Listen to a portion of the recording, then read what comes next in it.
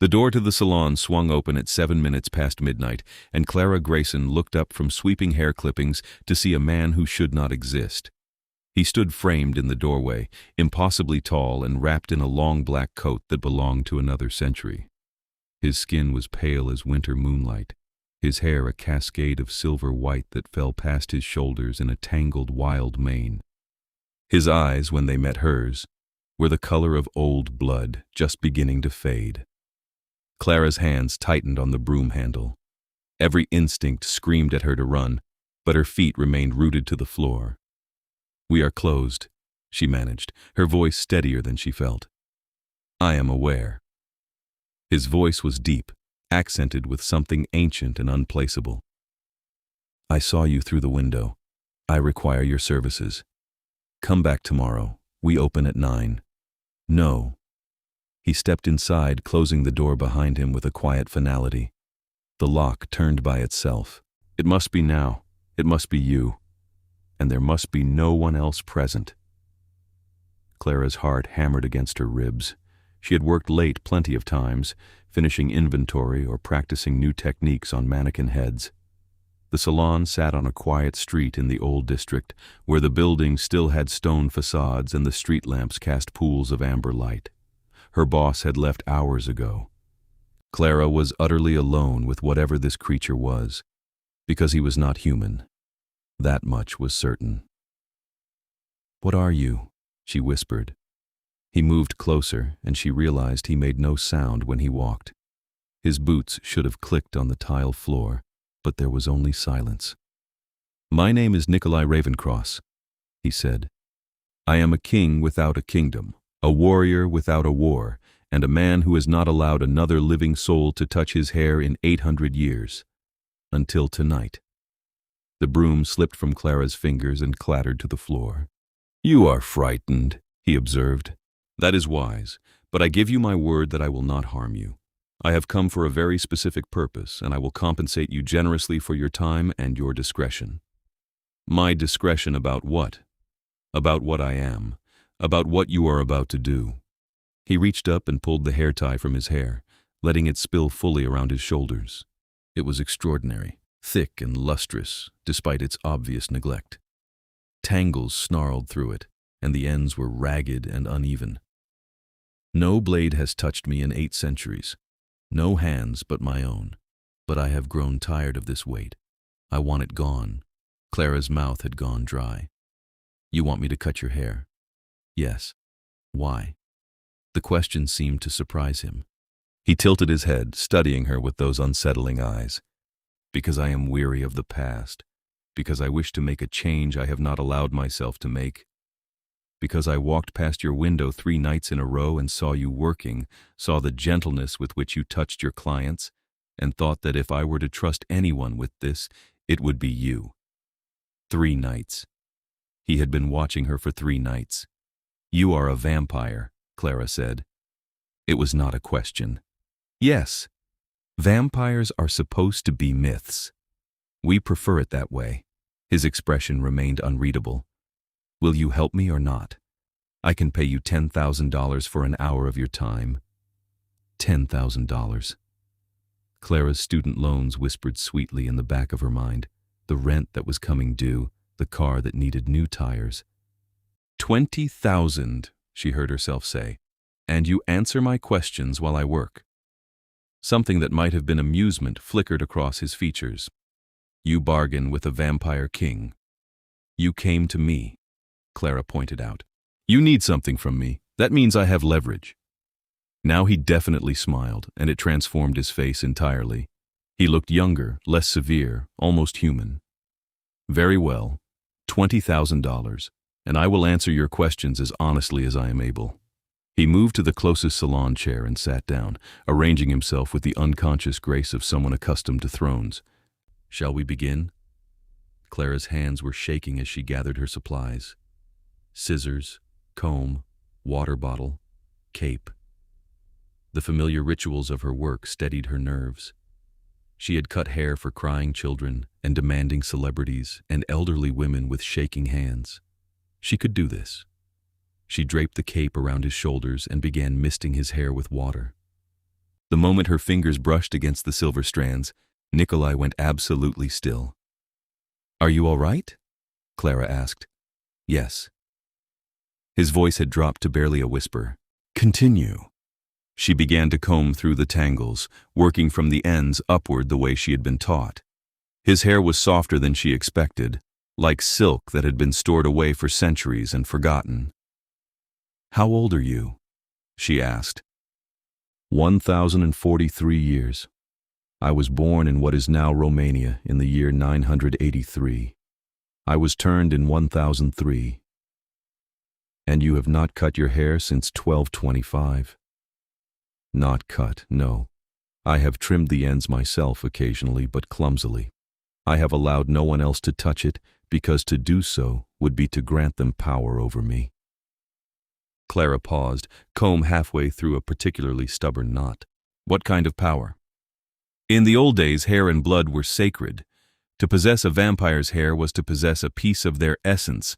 It could be used in rituals, in bindings, in curses. Most vampires burned their cut hair immediately to prevent such uses, but the safest course was simply never to cut it at all, never to let anyone close enough to take it. Do you still believe that? About the power in hair? He was quiet for a long moment.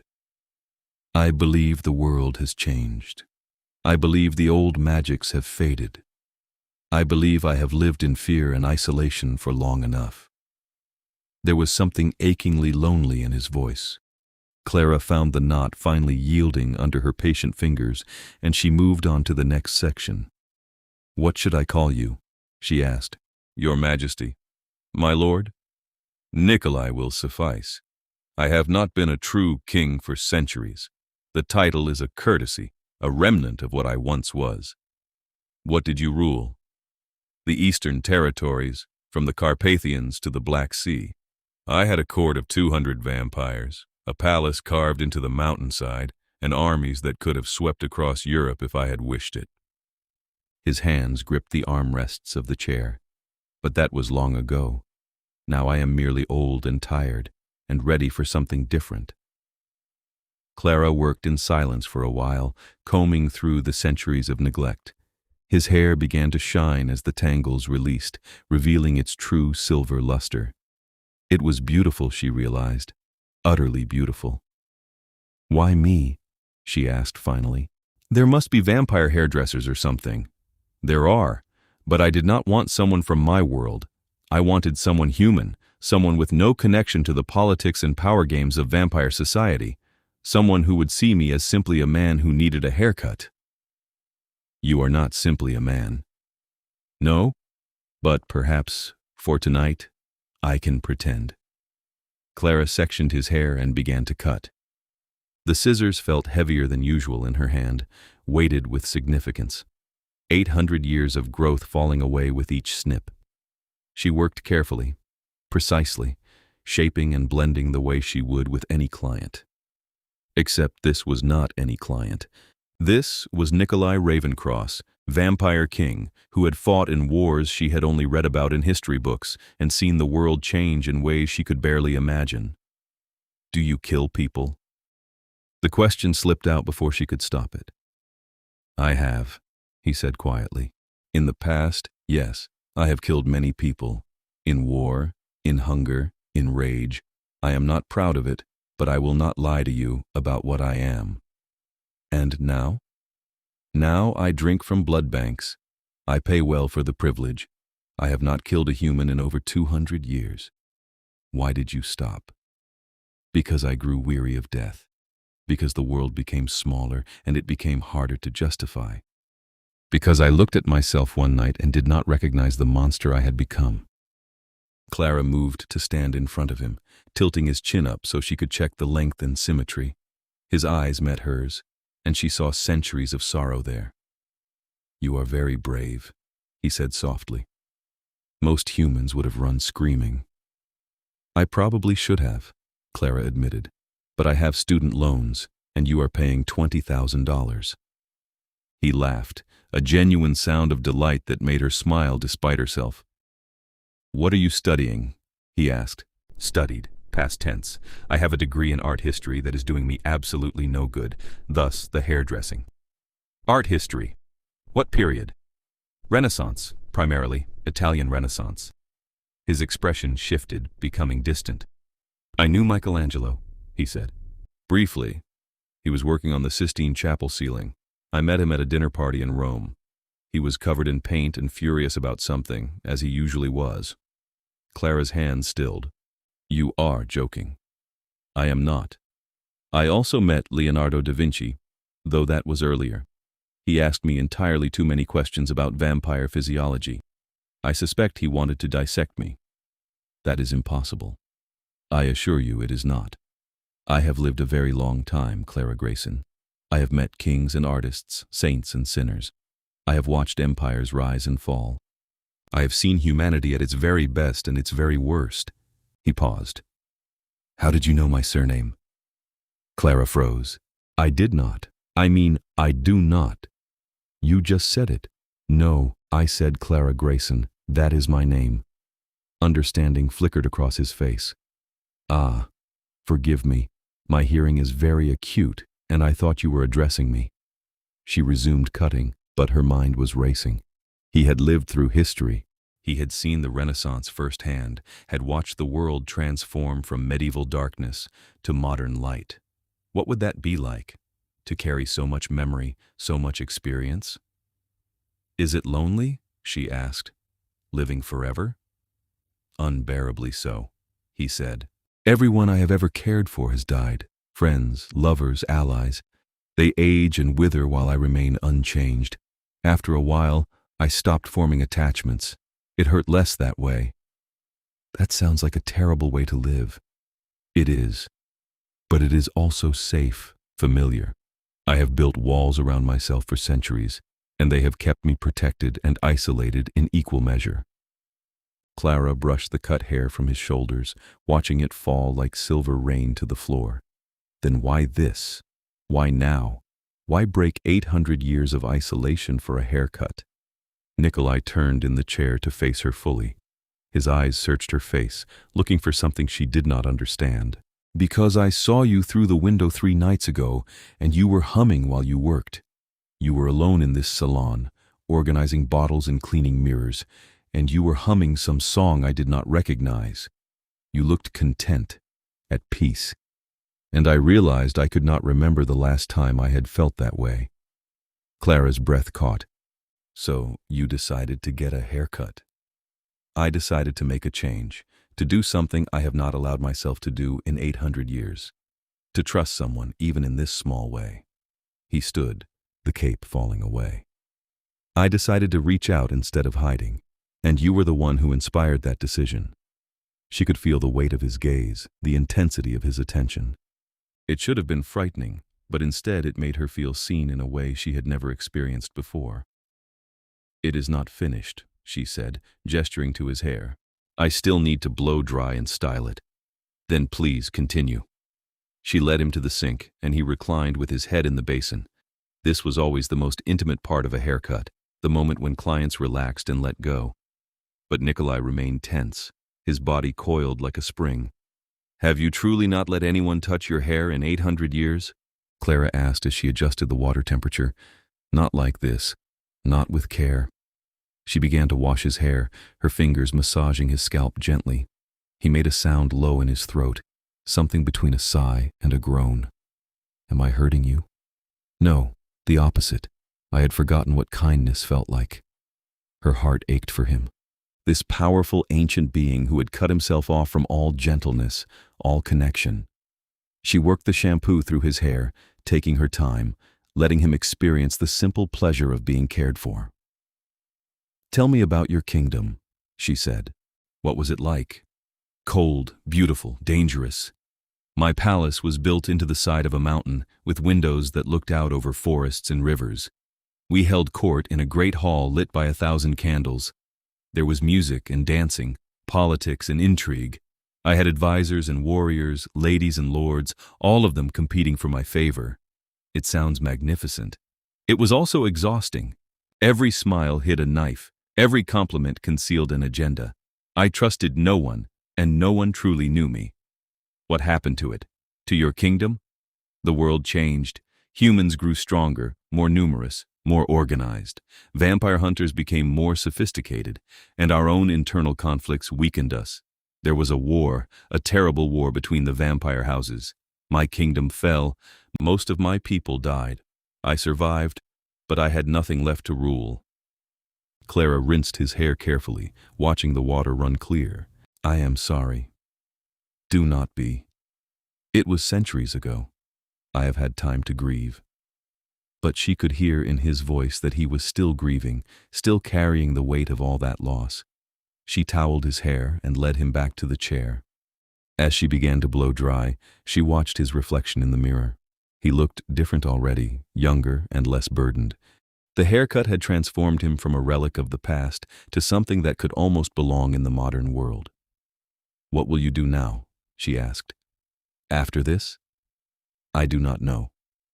I have been existing rather than living for so long that I have forgotten how to want things. But perhaps this is a start. Clara finished blow-drying and picked up her scissors for the final touches.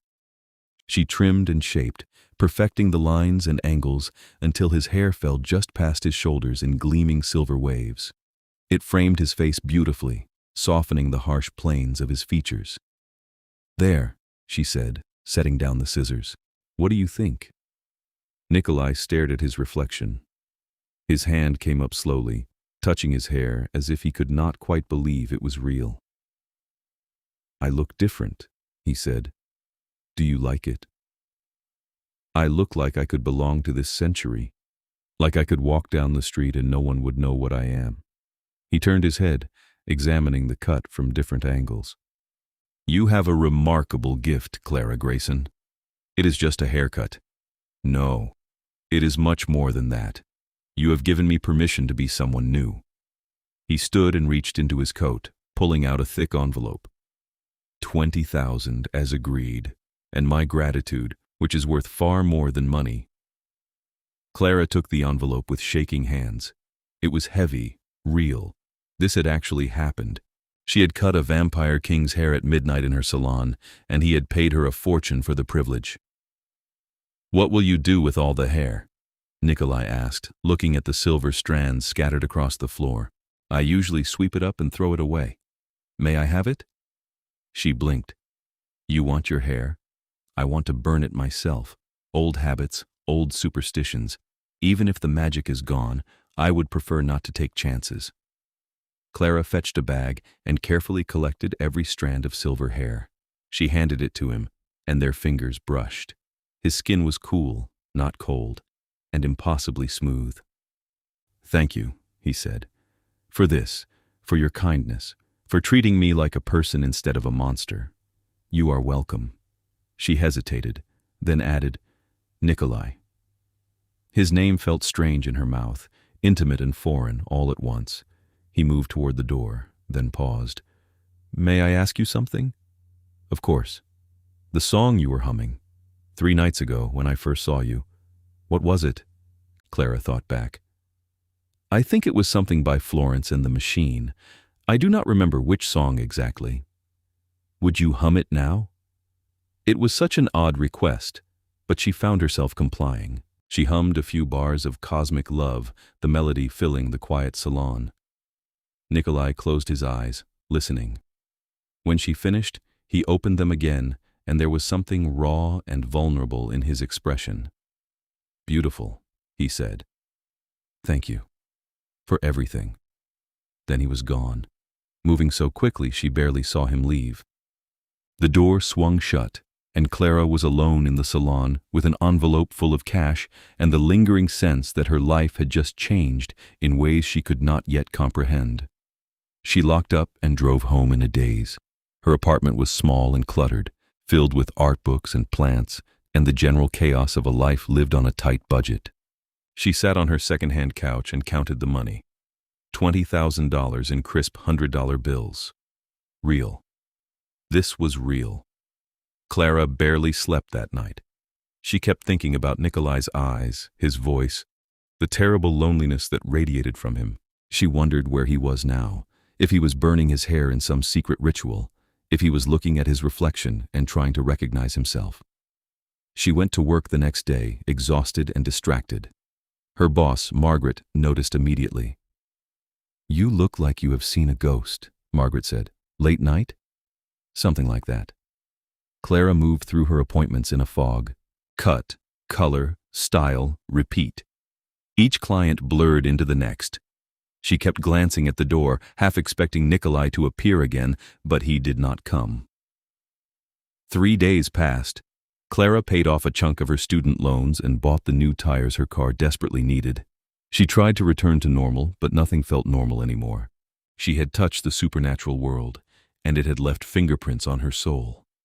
On the 4th night, she was closing up the salon when someone knocked on the door. Her heart leapt. She turned, expecting silver hair and blood-red eyes. Instead, she saw a woman, tall and elegant, with white blonde hair pulled into an intricate braid and skin like porcelain. She wore a long coat and dark glasses despite the late hour. Clara unlocked the door cautiously. "We are closed." "I am aware." The woman's voice was cultured, cold. "I am here about Nikolai Ravencross." Every muscle in Clara's body tensed. "I do not know who that is. Please, do not insult my intelligence. I am Anastasia Volkova, and I have been searching for Nikolai for the better part of 2 centuries. Imagine my surprise when he emerged from hiding with a modern haircut and your scent all over him." Clara's blood ran cold. "I do not know what you are talking about." Anastasia removed her sunglasses, revealing eyes of pale silver. "I am also a vampire, in case that was not abundantly clear. And I need to know what Nikolai told you, what his plans are, and why he chose now to break his long isolation. Even if I knew, I would not tell you. You do not understand the danger you are in. Nikolai is not some harmless recluse. He is a king, a warrior, a creature of immense power. If he has involved you in his affairs, you are now a target for his enemies. Are you his enemy?" Anastasia's expression softened slightly. "No, I am his former lover, his oldest ally, and one of the few beings on this earth who cares whether he lives or dies, which is why I need to know what he is planning." Clara's mind reeled. Former lover, oldest ally. How many centuries of history existed between these 2 immortals? "He did not tell me anything about plans," Clara said carefully. "He came in for a haircut, that is all. Nikolai has not cut his hair in 800 years. He did not simply decide on a whim to walk into a human salon and trust a stranger. Something has changed, something significant. Maybe he just wanted a change. Or maybe he is preparing for war." The word hung in the air like a threat. "War with whom?" Clara asked. "That is what I need to find out. There are forces moving in the vampire world, old grudges resurfacing, new powers rising. If Nikolai is stepping out of hiding, it means he knows something. And if he knows something, I need to know it too." Before Clara could respond, the lights in the salon flickered. The temperature dropped sharply, and suddenly Nikolai was standing between her and Anastasia. He had appeared from nowhere, moving faster than Clara's eyes could follow. His hand was raised, and the air around him seemed to shimmer with barely contained power. "Leave her alone, Anna," he said quietly. "She is not part of this." Anastasia's eyes widened. "Nikolai, you look different." "That was the idea. Now leave. This is your only warning. I have been searching for you for 200 years. And I have been avoiding you for 200 years. Take the hint." Anastasia stepped closer, her gaze softening. "I was worried. After the war, after everything fell apart, you disappeared. I thought you might be dead. I wished I was dead. Now I am trying to find a reason to live. Do not make this harder than it needs to be." "Is she the reason?"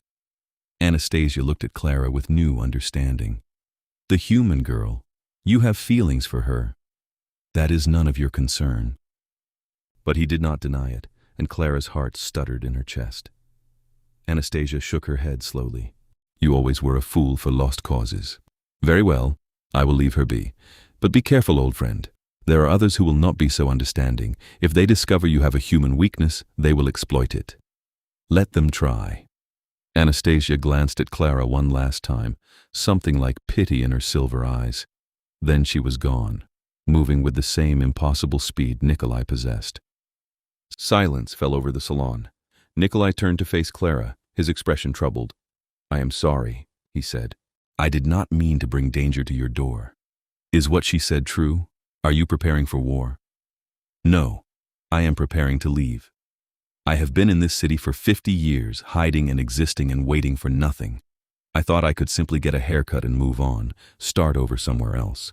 But I did not account for the fact that changing my appearance would make me visible to those who have been searching for me. Where will you go? Somewhere far from here. Somewhere you will be safe from the consequences of having met me." Clara's hands clenched into fists. "I do not want to be safe from you. I want to understand what is happening. What is happening is that I made a mistake. I should never have come to your salon. I should never have involved you in my world. But you did. And I am involved now, whether you like it or not." Nikolai ran a hand through his newly cut hair, a gesture of frustration that looked startlingly human. "You do not understand what you are saying. My world is dangerous, Clara.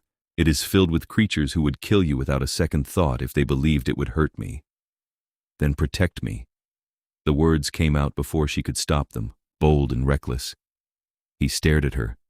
"What?" "You heard me. If I am in danger because of you, then protect me. Do not run away and leave me to deal with the consequences alone. I am trying to protect you by leaving. You are trying to protect yourself from caring about someone. There is a difference." The words struck home. She could see it in the way he flinched, in the way his carefully constructed walls cracked just slightly. "You do not know me," he said quietly. "I know you have been alone for 800 years. I know you came to me because you saw someone who looked content and you wanted to feel that way too.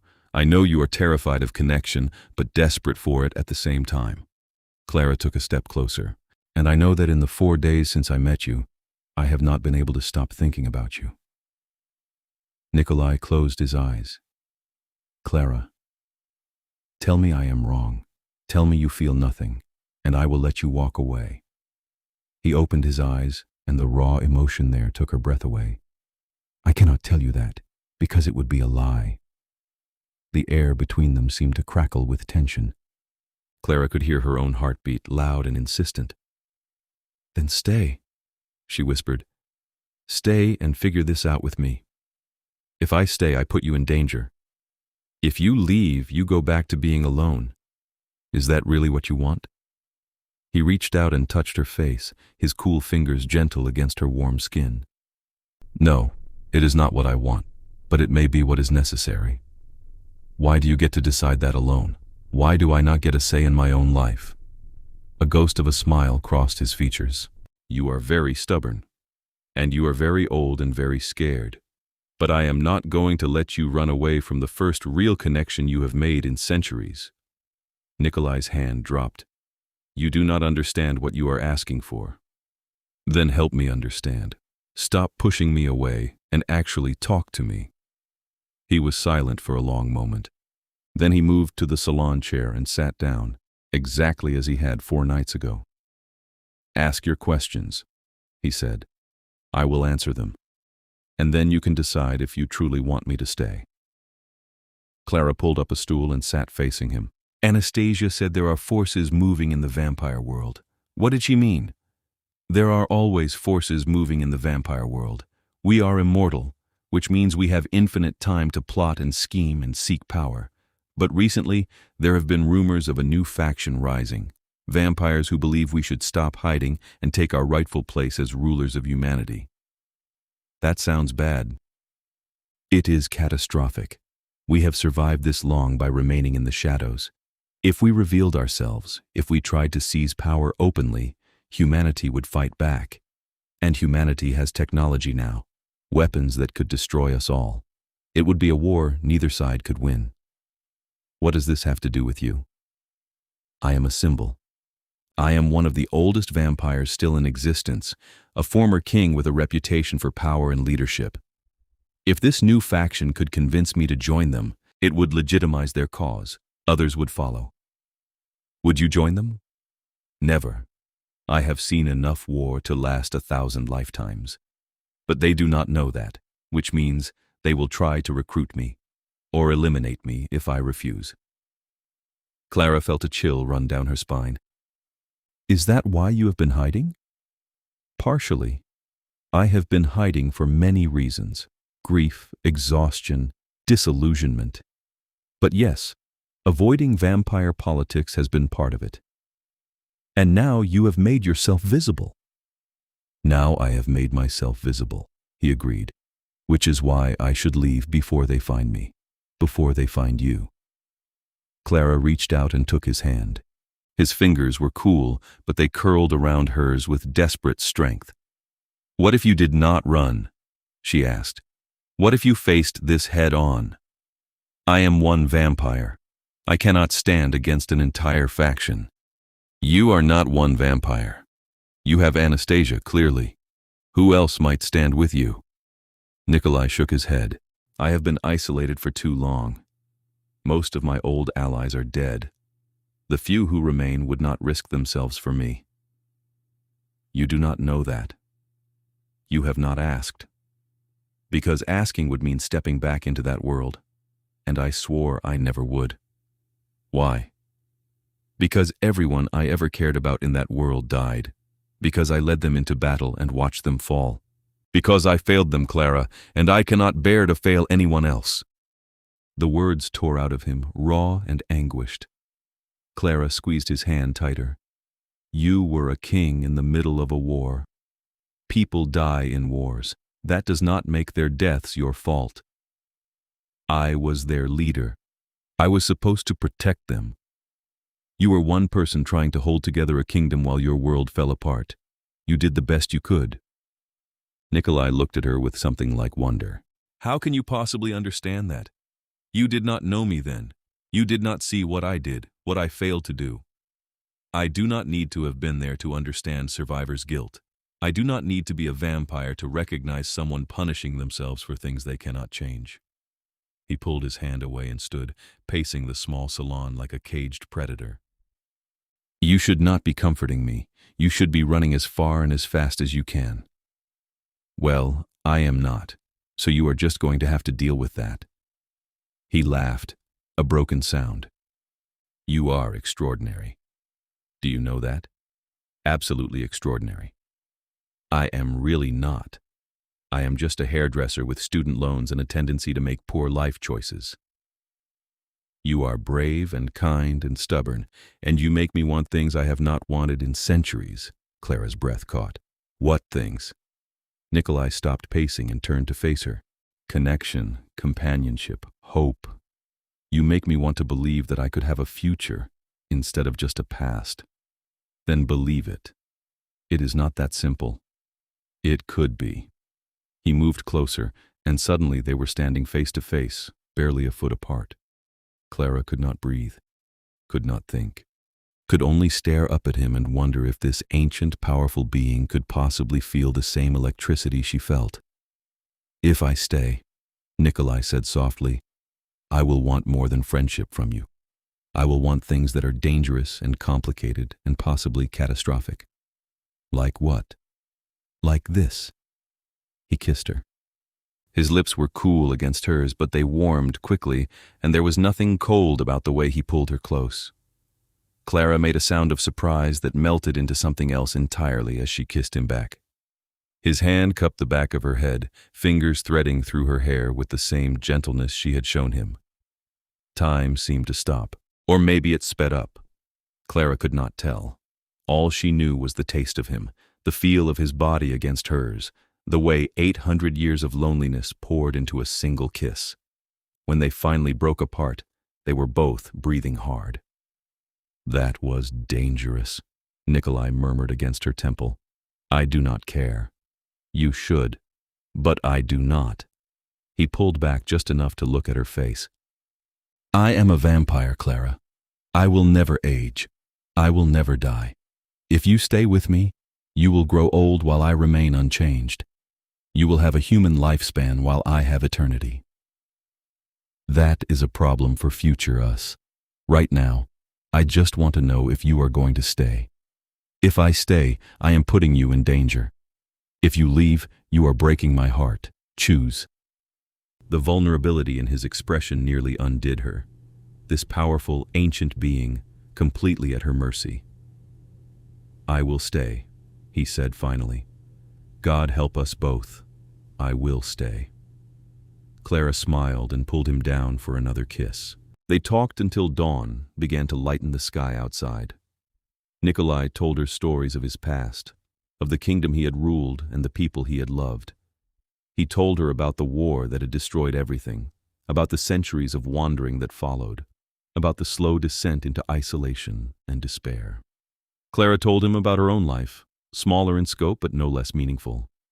Her childhood in a small town, her dreams of studying art, the reality of student debt and practical careers, the loneliness of being in a city where everyone seemed to have connections she lacked. We are quite a pair, Nikolai said wryly. An ancient vampire and a struggling hairdresser. It sounds like the premise of a terrible romance novel. Or a very good one. As the sun began to rise, Nikolai stood. I should go. Sunlight will not kill me, but it weakens me considerably. I have a residence not far from here, underground. Will you meet me tonight? Where? He gave her an address. Come after dark. I want to show you my world. Is that safe? Probably not, but nothing about this is safe, and we are doing it anyway. Clara walked him to the door. Before he left, he kissed her once more, soft and sweet. Thank you, he said, for seeing me as something more than a monster. Thank you for letting me. Then he was gone, moving through the pre-dawn shadows like he was made of them. Clara locked up and went home. She slept fitfully, dreaming of silver hair and blood-red eyes, of ancient palaces and modern salons, of a love that spanned the centuries and a danger she could not yet comprehend. When night fell, she dressed carefully and drove to the address Nikolai had given her. It was an old building in the historic district, elegant and slightly crumbling. The door opened before she could knock. Nikolai stood there, looking like something out of a Gothic painting. He wore dark clothes that emphasized his pale skin and silver hair, and his eyes gleamed in the dim light. Come in, he said. Welcome to my home. She stepped inside and gasped. The interior was breathtaking. High ceilings, antique furniture, art that looked like it belonged in museums. Candles provided most of the light, casting everything in warm, flickering gold. It was like stepping back in time. This is incredible, Clara breathed. I have been collecting for a very long time. Most of these pieces I acquired when they were new. He showed her through the rooms, telling her the stories behind the art and furniture. A painting he had commissioned from a Renaissance master. A tapestry woven for his palace. A sword he had carried into battle 600 years ago. You have lived so much, Clara said. I cannot even imagine it. Most of it feels like a dream now, or a nightmare. He paused in front of a portrait of a beautiful woman with dark hair. This was Elena, my queen, before I became vampire. She was lovely. She died of plague in 1002. I became vampire searching for a way to save her, but I was too late. That was over 1,000 years ago, and I still miss her. Clara touched his arm gently. You loved her. I did, and I have not allowed myself to love anyone since, until now. He turned to face her, and the intensity in his eyes made her heart race. It is too soon, he said. I know it is too soon. We barely know each other, but I cannot deny what I feel. Then do not deny it. I do not want you to. Clara, I need you to understand what you are agreeing to. If we do this, if we pursue this connection, you will be entering my world. You will be a target. You will be in constant danger. I understand. Do you? Do you truly? Because there are vampires out there who would kill you just to hurt me. There are hunters who would use you as bait. There are 1,000 ways this could go wrong. And there is one way it could go right. Is that not worth the risk? Nikolai cupped her face in his hands. You terrify me. You make me feel things I thought were dead. You make me want to protect you and possess you and keep you safe forever. That is a very vampire thing to say. I am a vampire. I know, and I am choosing you anyway. He kissed her then, deep and desperate, and Clara felt like she was falling into an abyss with no bottom. His arms wrapped around her, holding her close, and she could feel the supernatural strength in him carefully restrained. When they broke apart, she was dizzy. Stay with me tonight, Nikolai said. Let me show you what it means to be with a vampire. Clara stayed. The next few weeks passed in a blur of passion and danger. Nikolai taught her about vampire society, about the intricate politics and ancient grudges that governed their world. He introduced her to Anastasia, who regarded Clara with a mixture of amusement and concern. You are either very brave or very foolish, Anastasia told her over coffee one evening. I have not decided which. Can I not be both? Anastasia laughed. I can see why Nikolai is taken with you. You do not frighten easily. I am terrified most of the time. I just do not let it stop me. That is the definition of courage. Through Anastasia, Clara learned more about Nikolai's past, about his reputation as a fierce and just ruler, about the respect he commanded even now, centuries after his kingdom fell, about the war that had broken him. He blames himself for what happened, Anastasia said, but it was not his fault. We were outnumbered, outmaneuvered. We did everything we could. What happened to the ones who attacked you? Most of them are dead now. The war destroyed both sides. There were no winners, only survivors. Anastasia's silver eyes grew distant. Nikolai was one of the few who made it out alive. But he lost everything that mattered to him, his kingdom, his people, his sense of purpose. He has been adrift ever since. Until now, Clara said softly. Until now, Anastasia agreed. You have given him something to anchor to, something to fight for. Just make sure you are prepared for what that means. Clara was not sure she could ever be fully prepared, but she was willing to try. The first real test came 3 weeks after she and Nikolai began their relationship. She was closing the salon when 3 vampires appeared, 2 men and a woman, all of them pale and elegant and radiating menace. Clara Greyson, the woman said, we need you to come with us. I do not think so. It was not a request. Before Clara could react, one of the men moved with impossible speed and grabbed her arm. His grip was like iron, painful and inescapable. Let me go, Clara demanded, trying to pull away. We will, as soon as you deliver a message to Nikolai Ravencross. What message? Tell him that Lucian Draven wishes to speak with him. Tell him that his isolation is over, and he must choose a side. Tell him that if he does not come to us willingly, we will make him come unwillingly. The vampire released her, and Clara stumbled back. And if he refuses? She asked. The woman smiled, showing fangs. Then we will kill everyone he cares about, starting with you. You have 1 week. Then they were gone, vanishing into the night. Clara's hands were shaking as she locked up and drove to Nikolai's home. He took one look at her face and pulled her inside.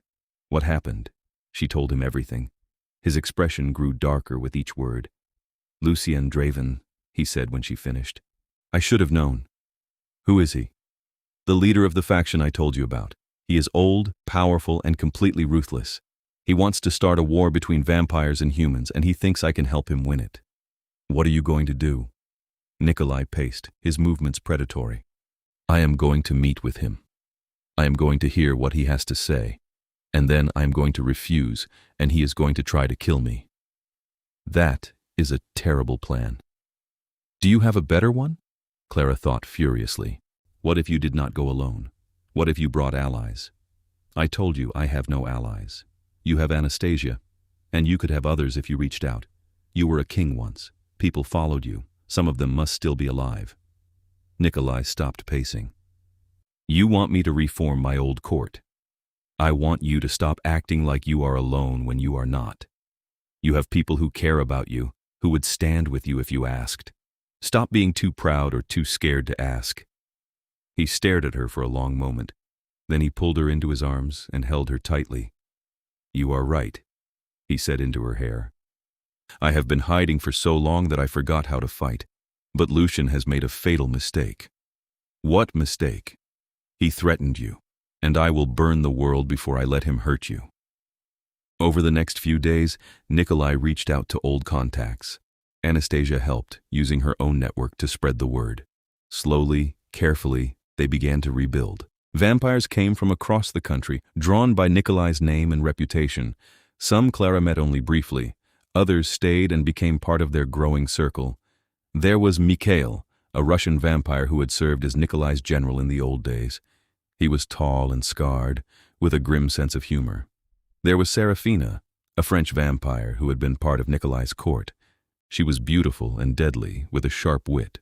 There was Gregor, a German vampire who had fought alongside Nikolai in the war. He was quiet and intense, a strategist and scholar. Together they planned. "Lucien will expect you to come alone," Mikhail said. "He will have his own people there, waiting to ambush you if you refuse his offer." "Then we ambush them first," Serafina suggested. "No," Nikolai said. "This is not about starting a war. This is about ending one before it begins. We meet with Lucian, we hear his proposal, and we make it clear that we will not join him, but we will not tolerate him threatening our people either." "You think he will back down?" Gregor asked skeptically. "No. But I think we can show him that he does not have the support he believes he has. That there are still vampires who remember the old ways, who believe in coexistence with humans rather than domination." Clara listened to them plan, feeling both included and terribly out of place. These were ancient beings discussing politics and strategy that spanned centuries. What role could she possibly play? As if reading her mind, Nikolai turned to her. "What do you think?" Everyone looked at her. "I think you should make it public," Clara said. "Not just a private meeting with Lucian, but a gathering of all vampires who are willing to come. Let them hear both sides. Let them choose for themselves." Anastasia nodded slowly. "A council, like the old days." "Exactly. Lucian is counting on vampires being too scattered and isolated to organize. Prove him wrong. Show him that there is still unity, still leadership, still a better path forward."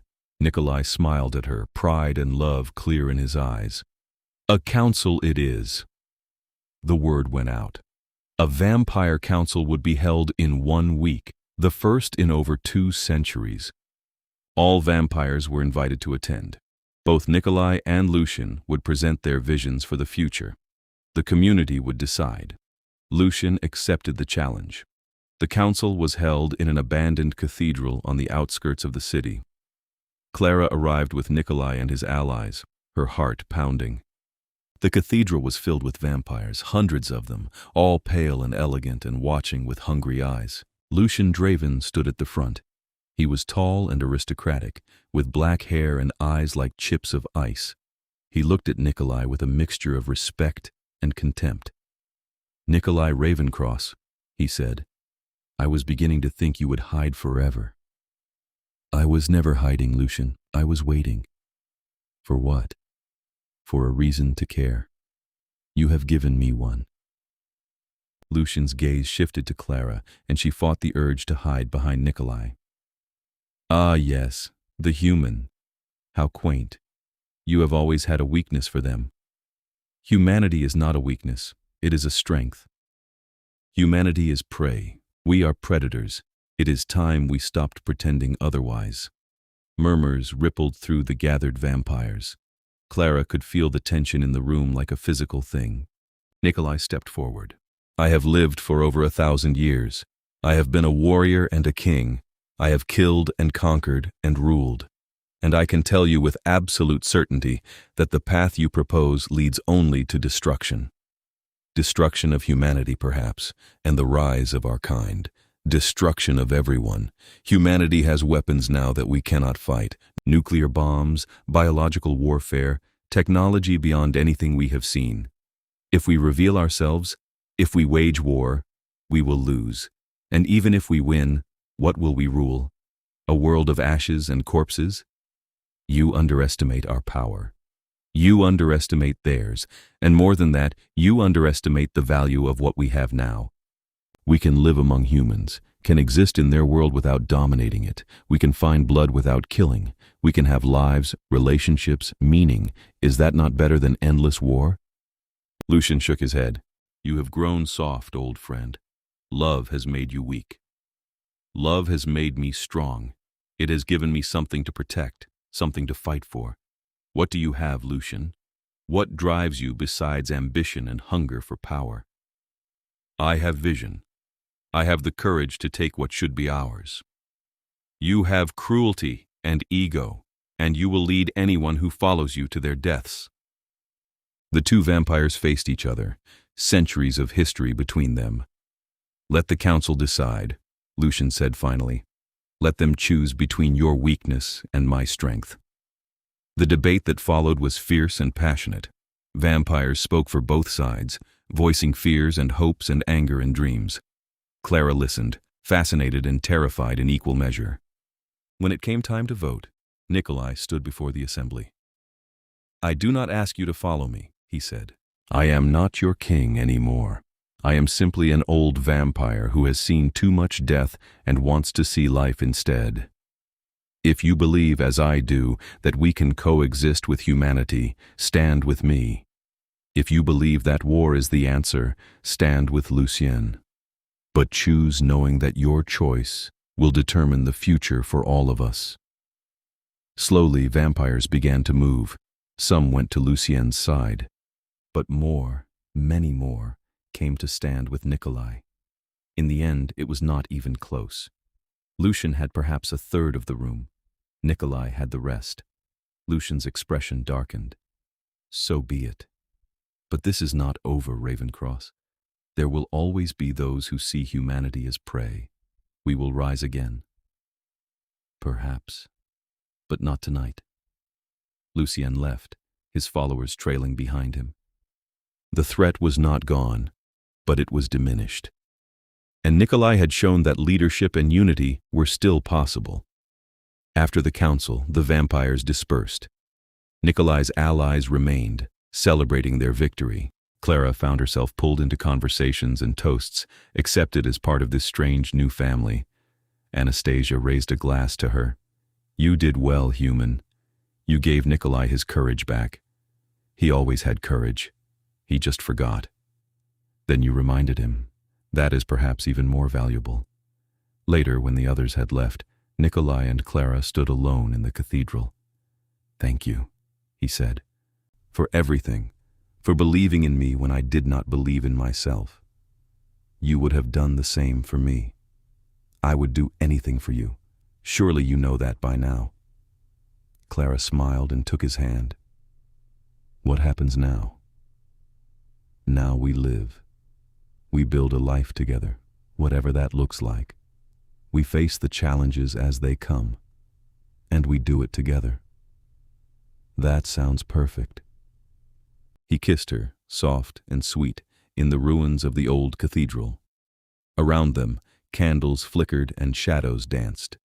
But for the first time in 800 years, Nikolai Ravencross was not afraid of the darkness, because he had found his light. The months that followed were not easy. Lucian and his followers continued to cause trouble, though on a smaller scale. There were skirmishes and threats, moments of danger and fear, but Nikolai and his allies stood firm. Clara continued to work at the salon, though she now understood that her life was divided between two worlds. The human world of scissors and shampoo and everyday concerns, and the vampire world of politics and power and immortal struggles. She learned to navigate both, with Nikolai's patient teaching and Anastasia's wry commentary. She learned vampire history and customs. She learned how to defend herself, both physically and politically. She became not just Nikolai's lover, but his partner in every sense of the word. One night, about 6 months after the council, Nikolai took her back to the cathedral. It had been cleaned and restored, transformed from a ruin into something beautiful again. I wanted to show you this, he said. We are establishing a new court here. Not a kingdom exactly. More of a community center for vampires who want to live in peace with humans. A place where we can gather, share resources, support each other. That is wonderful. I want you to be part of it, not as my human pet or trophy, but as a true member of our community. I want to make you my consort, if you will have me. Clara's breath caught. What does that mean? It means you would be recognized as my equal, my partner in all things. It means you would have protection and status in the vampire world, and it means I would be promising to love and protect you for as long as you live. For as long as I live, but you will live forever. Pain flickered across his features. I know. And that is the hardest part. I will have you for 50 years, perhaps 60 if we are lucky. And then I will lose you, and I will grieve for centuries.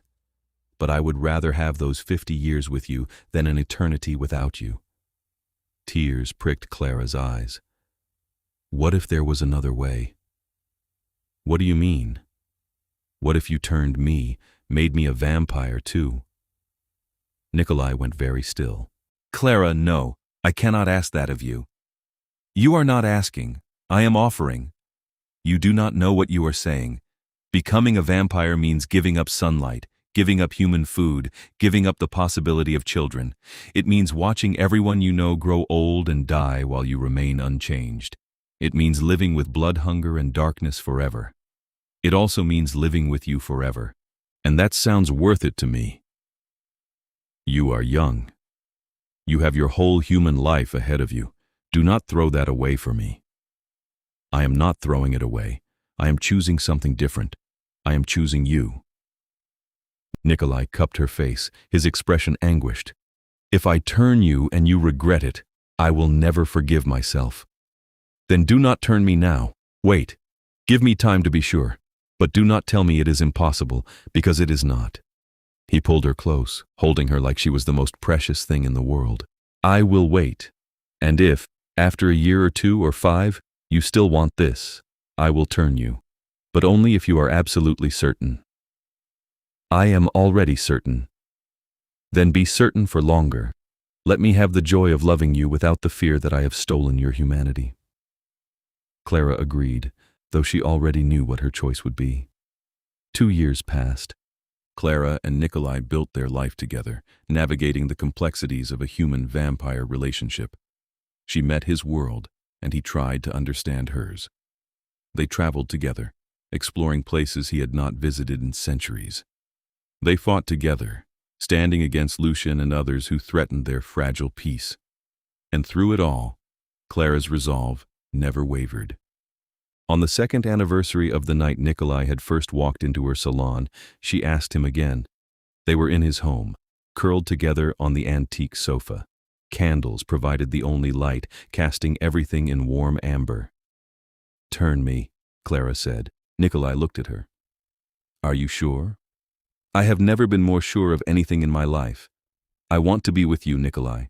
Not for 50 years. Forever. It will hurt. The transformation is agonizing. I do not care.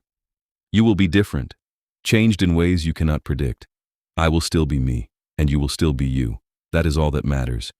He searched her face for a long moment. Then he nodded slowly. Very well. If this is truly what you want, I will turn you. But we will do it right. We will prepare. Anastasia will be here, and Mikhail. They will help you through the transformation, and I will be with you every moment. 3 days later, they gathered in Nikolai's home. Anastasia had prepared everything, explaining the process to Clara in clinical detail. It will take 3 days, she said. 3 days of pain and fever and hallucinations. Your body will die and be reborn. It is not pleasant. I understand. And there is no going back.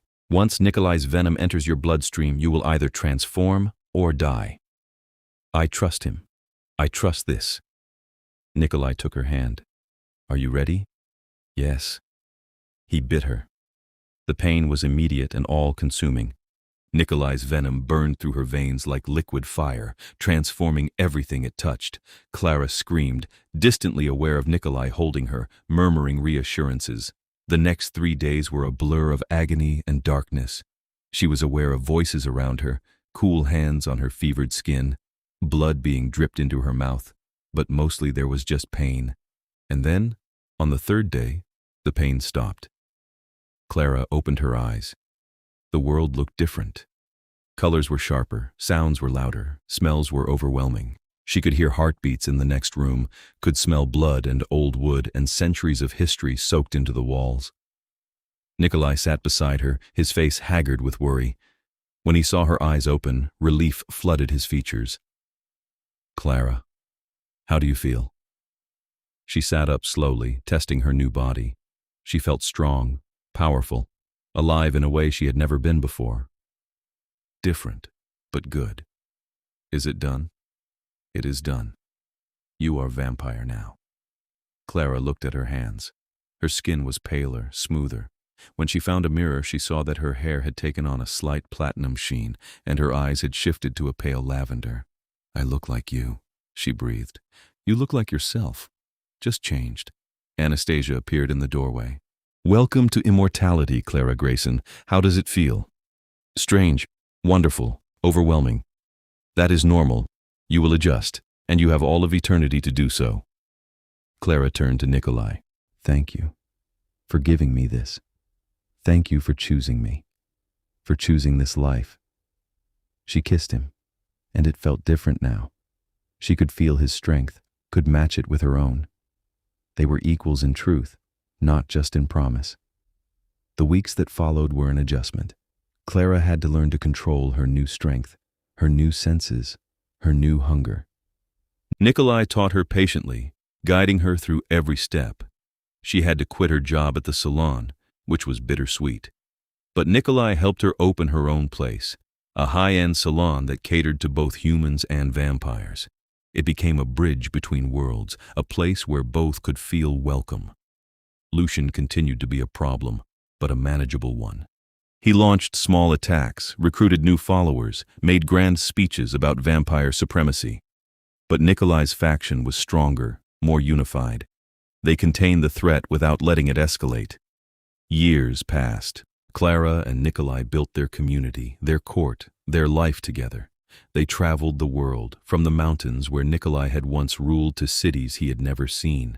They collected art and memories and moments of joy.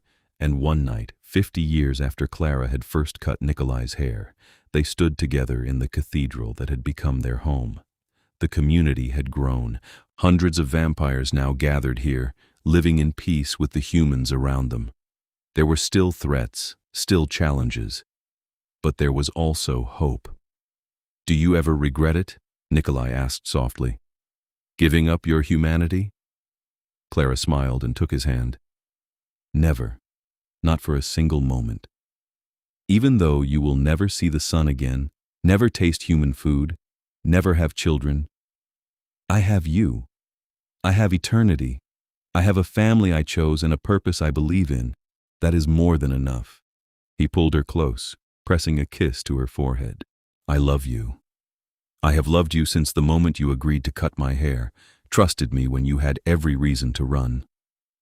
I love you too, and I will love you for 1,000 years, 10,000, however long we have." Around them, the cathedral glowed with candlelight. Vampires gathered in small groups, talking and laughing. Music played somewhere, something modern mixed with something ancient. This was their world now, their community, their future. Nikolai had spent 800 years alone, hiding from connection and hope. And then a hairdresser with kind eyes and a stubborn heart had convinced him to take a chance. He had let her cut his hair, and she had cut away his isolation, his fear, his resignation to eternal loneliness. In return, he had given her immortality and love and a place to belong. They had built something beautiful together, something that would last. As the night deepened, Clara and Nikolai danced together in the candlelit cathedral, surrounded by friends and allies and the life they had created. They moved in perfect synchronization, two beings who had found their match across the vast divide of mortality and immortality. Outside, the city hummed with human life. Inside, vampires celebrated their own existence, no longer in hiding but in harmony. It was not a perfect world. There were still threats, still darkness, still moments of fear and doubt. But there was also love. And that, Clara had learned, was worth everything.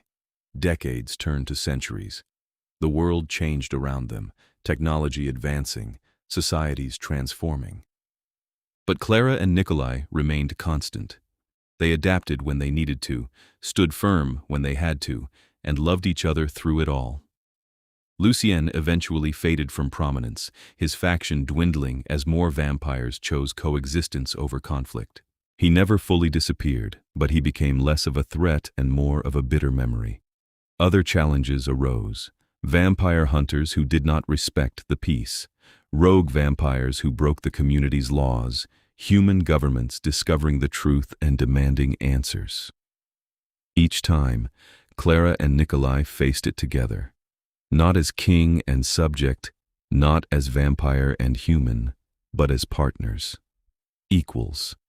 Lovers who had chosen each other across every possible divide. On the 300th anniversary of the night they met, they returned to the salon where it had all begun. It was long since closed, the building converted into apartments, but they stood on the sidewalk outside, looking up at the windows. "Do you remember?" Nikolai asked. "Every moment. You walked in looking like you had stepped out of a Gothic novel, and I thought I was going to die. You thought you were going to make $20,000. That too," Clara laughed. "I was so scared and so intrigued. You were this impossible thing, this myth made real. You were brave, braver than you knew. I was desperate. Student loans are a powerful motivator." He smiled and wrapped an arm around her waist. "Whatever the reason, I am grateful you said yes, grateful you trusted me, grateful you chose this life. I would choose it again, 1,000 times over." They stood there for a while, watching humans pass by on the street. None of them knew that two ancient vampires stood in their midst, remembering a night 300 years gone. "Come," Nikolai said finally. "Let us go home." Home was still the building in the historic district, though it had been expanded and modernized over the centuries. Their cathedral community met there regularly, a thriving network of vampires and humans who had learned to coexist. As they walked through the door, they were greeted by familiar faces. Anastasia, who had become Clara's closest friend over the centuries, Mikhail, still serving as Nikolai's right hand, Serafina and Gregor and dozens of others, old allies and new friends. "There you are," Anastasia said. "We were about to start without you." "Start what?" Clara asked. "Your anniversary celebration, of course. 300 years deserves recognition." The evening that followed was filled with laughter and stories, blood and wine and music. Clara danced with Nikolai, with Anastasia, with vampires she had known for centuries, and some she had just met. At one point, she found herself alone with Anastasia on a balcony, looking out over the city. "You have done well," Anastasia said. "Both of you. I was not sure at first. A human hairdresser and the vampire king. It seemed doomed. But you proved me wrong. You gave him hope when he had none, purpose when he had lost it, love when he had forgotten what it felt like. He gave me those things too." "I know. That is why it worked. You saved each other." Anastasia glanced at her. "Are you happy?" Clara thought about it, about the centuries of life she had lived, the challenges she had faced, the love she had found. "Yes," she said simply. "I am happy." "Good. That is all that matters." Inside, Nikolai was telling a story about their early days, making everyone laugh with his description of Clara's stubborn negotiation for $20,000. "She looked at me, this ancient vampire king, and demanded more money," he said. "I was terrified she would refuse altogether, but I was also impressed. No one had challenged me like that in centuries." "And you fell in love with her immediately?" Serafina teased. "Not immediately. It took at least 10 minutes. Everyone laughed, including Clara, as she rejoined the group.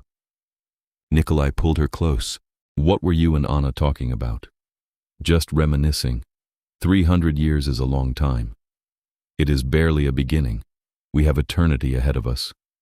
Clara looked around at their community, their family, the life they had built from a single midnight haircut. Then let us make it count. And they did. For centuries more, Clara and Nikolai lived and loved. They faced challenges and celebrated victories.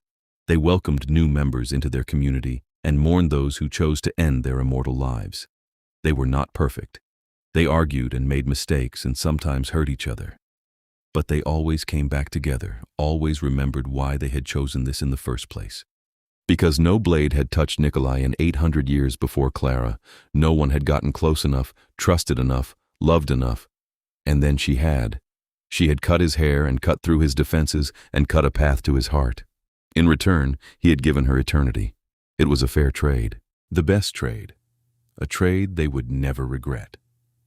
As they stood together centuries later, watching the sun set from their safe underground sanctuary, Nikolai turned to Clara with the same love in his eyes that had been there from the beginning. "Thank you," he said, as he had said countless times before. "For what? For seeing me, for choosing me, for loving me." Clara smiled and kissed him softly. "Thank you for letting me." Outside, the world turned. Inside, two immortal beings held each other close and knew that they had found something rare and precious and eternal. They had found home in each other. And that was the greatest gift of all. The centuries ahead would bring new challenges, new joys, new stories to tell. But Clara and Nikolai would face them together, as they had faced everything since that first midnight meeting. Two souls, once lonely and lost, now found and whole. Forever.